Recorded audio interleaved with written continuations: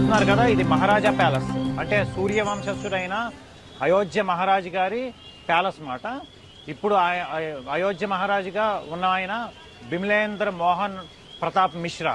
ఆయన అయోధ్య రామజన్మభూమి Teerthkshetra trust permanent member కూడా. ఈ అద్భుతమైన ప్లేస్ లో రాముడి యొక్క మొట్టమొదటి గుణం, దానికి సంబంధించిన నిర్వచనం గురించి మాట్లాడుకుందాం. రాముడు సర్వగుణవంతుడు అంటారు. అంటే గుణవంతుడు అనేది రాముడి యొక్క మొట్టమొదటి గుణం. గుణవంతుడు అంటే ఏంటి, అసలు ఆ మెయిన్ గుణం అంటే ఏంటి అంటే, రాముడు సౌశీల్యవంతుడు, త్యాగశీలుడు. ఈ రెండు గుణాల సముదాయాన్ని గుణవంతుడు అంటారు. సో నిర్వచనం అని అనుకుంటే రాముడు త్యాగశీలి, రాముడు సౌశీల్యవంతుడు, అంటే క్యారెక్టర్ ఉన్నవాడు. ఇది రాముడి యొక్క మొట్టమొదటి గుణం. ఇందులోనే అనేక ఉపగుణాలు కూడా ఉన్నాయి. వీటినన్నిటి కలిపి గుణవంతుడు అంటారు.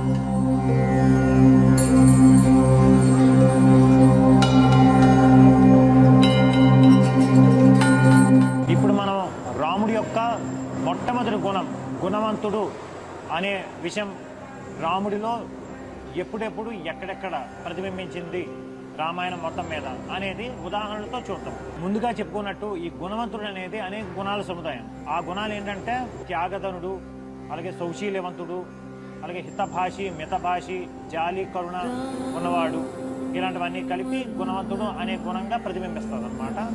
మొట్టమొదటిగా ఇందులో చాలా ఇంపార్టెంట్ అనేది ఈ సౌశీల్యము, త్యాగశీలి అనేది. త్యాగశీలి అనేది రాముడు, త్యాగధనుడు అనే దానికి simple example and best example ఏంటంటే, దశరథ మహారాజు రాముడిని యువరాజుగా చేద్దాం అనుకున్నారు. కానీ కైకేయి మాత వరాలు అడిగింది, తిను వనవాసానికి వెళ్ళిపోయాడు.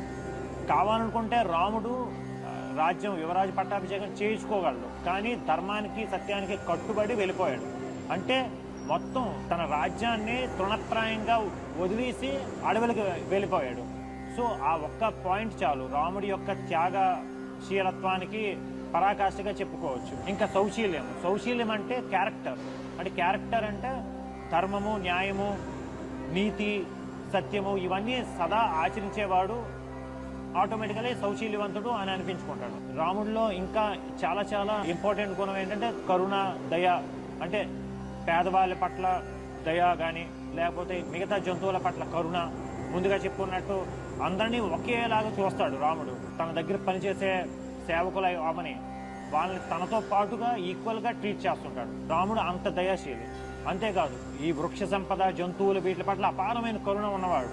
సో ఇలాంటివన్నీ కలగలిపి రాముడు గుణవంతుడు అని మనం అంటాం. అంతేకాదు రాముడు మితభాషి, హితభాషి అంటారు. మితభాషి అంటే తక్కువ మాట్లాడతాడు.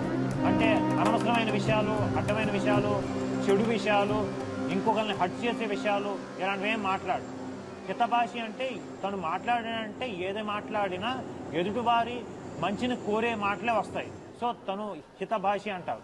అంతేకాదు పూర్వభాషి అని కూడా అంటారు. పూర్వభాషి అంటే తను బయటికి వెళ్తాడు, ఎదురువాళ్ళు తనకు ఎదురైతే ఎదుటివాడు రాముడిని పలకరించే లోపుగానే తను వాళ్ళని పలకరిస్తాడు.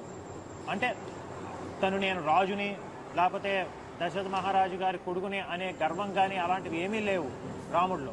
అందరినీ ఈక్వల్గా ట్రీట్ చేయడం వలన ప్రతి వాళ్ళని తన యొక్క ఆత్మ బంధువులుగానే ట్రీట్ చేసేంత మహోన్నత సంస్కారవంతుడు రాముడు.